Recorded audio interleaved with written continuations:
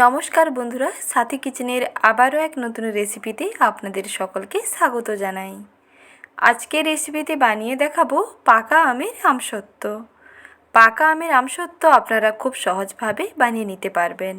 আর আজকের রেসিপিতে যে পাকা আমের আমসত্ত্বটা বানাবো একেবারে ইউনিক। এইভাবে একবার বানিয়ে বছর জুড়ে সংরক্ষণ করে খেতে পারবেন। খেতেও দুর্দান্ত হবে আর বানানো তেমন সহজ হবে। প্রথমেই এখানে নিয়ে নিয়েছি দুটো পাকা আম। এখানে আমি 500 গ্রাম পাকা আম নিয়েছি, সেই ক্ষেত্রে পরিমাপগুলো বলে দেব। আপনারা যদি আমের পরিমাণটা বাড়ান তাহলে বাদবাকি উপকরণের পরিমাণটাও একটু বাড়িয়ে কমিয়ে নিতে পারেন। প্রথমে এখানে 500 গ্রাম আম নিয়েছি। আমগুলোকে ধুয়ে ভালো করে পরিষ্কার করে নিয়ে মুখের কাছে শক্ত অংশটাকে কেটে বাদ দিয়ে এইরকম ভালো ভালো করে কেটে নিচ্ছি। আমটাকে বেশ ভালো করে চটকে নিতে হবে। আমের খোসাটাকে বা আঁটিটাকে বাদ দিয়ে আমের পাল্পটাকে নিয়ে একেবারে হাত দিয়ে ভালো করে চটকে নিন। আর এটা আপনারা ব্লেন্ডারেও ব্লেন্ড করে নিতে পারেন, যেটা সুবিধা হয়, যেটা পছন্দ হয় সেই মতন করে নিতে পারবেন। আম যদি বেশি নরম হয়ে যায় তাও কিন্তু চিন্তা করার প্রয়োজন নেই, কারণ বেশি নরম হয়ে গেলেও সেই আমগুলো দিয়েও আমসত্ত্ব বানিয়ে ফেলতে পারবেন। এইভাবে সমস্ত আমের পাল্পটাকে প্রথমে রেডি করে নিয়েছি আর এইরকম হাত দিয়ে বেশ ভালো করে চটকে নিচ্ছি। প্রথমেই বলেছিলাম এইভাবে চটকেও নিতে পারেন, নাহলে ব্লেন্ডারেও পেস্ট করে নিতে পারেন। এখন একটা কড়াইতে আমের মিশ্রণটাকে নিয়ে নিচ্ছি। এই সময় গ্যাসের ফ্লেমটাকে একেবারে মাঝারিতে রেখে কিছুক্ষণ পর্যন্ত এই মিশ্রণটাকে একটু নেড়েচেড়ে নিচ্ছি। কিছুক্ষণ পরে দেখবেন মিশ্রণটা আগের থেকে আরও একটু পাতলা হয়ে যাবে। তারপরে এর মধ্যে এক এক করে উপকরণগুলো যোগ করে নিচ্ছি। প্রথমেই দিয়ে দিলাম 2 চামচ চিনি, আর দিচ্ছি অল্প একটু হলুদের গুঁড়ো, আর দিতে হবে একেবারে সামান্য অল্প একটু শুকনো লাল লঙ্কার গুঁড়ো, আর না হলে কাশ্মীরি লঙ্কার গুঁড়ো অ্যাড করতে পারেন, তাতে কালারটা বেটার আসবে। আর স্বাদ মতো অল্প একটু দিলাম নুন। সব কিছুকে দিয়ে ভালো করে মিশিয়ে কিছুক্ষণ পর্যন্ত রান্না করে নিতে হবে। কিছুক্ষণ ফোটানোর পরেই দেখবেন মিশ্রণটা আগের থেকে অনেকটা কমে যাবে এবং বেশ সুন্দর চিটচিটে হয়ে যাবে। যতক্ষণ না পাক হয়ে আসছে ততক্ষণ পর্যন্ত কিন্তু এইরকম কন্টিনিউয়াস হাতটা দিয়ে নেড়েচেড়ে রাখবেন।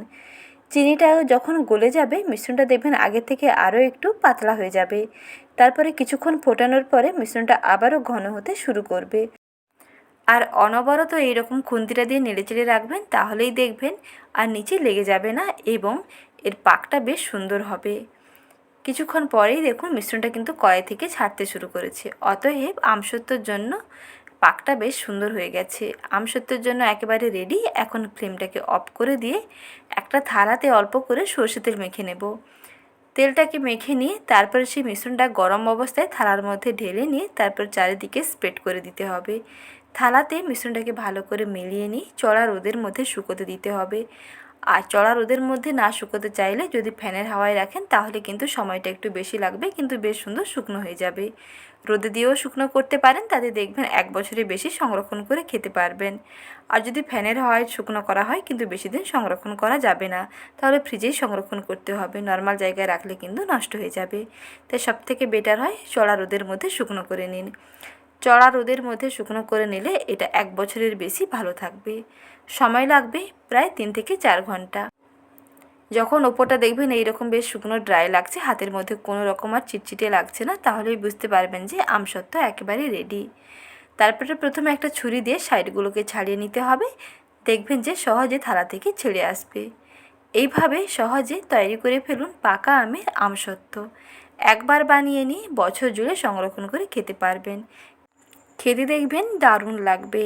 একবার খেলে বারবার খাওয়ার বাহানা খুঁজবেন। তাহলে দেখলেন কত সহজেই পাকা আমে দুর্দান্ত মুখরোচক একটা আমসত্ত্ব বানিয়ে নেওয়া যায়। এইভাবে বানিয়ে ফেলুন। আর রেসিপিটি ভালো লেগে থাকলে লাইক, শেয়ার এবং সাবস্ক্রাইব করতে ভুলবেন না। চ্যানেলে নতুন দর্শক বন্ধু হয়ে থাকলে পাশে থাকা বেল আইকনের অল বাটনটিও বাজিয়ে রাখবেন। নতুন ভিডিওর আপডেট সবার আগে আপনার কাছেই পৌঁছে যাবে। ভালো থাকবেন। আবার শীঘ্রই হাজির হচ্ছি নতুন রেসিপি নিয়ে। ধন্যবাদ।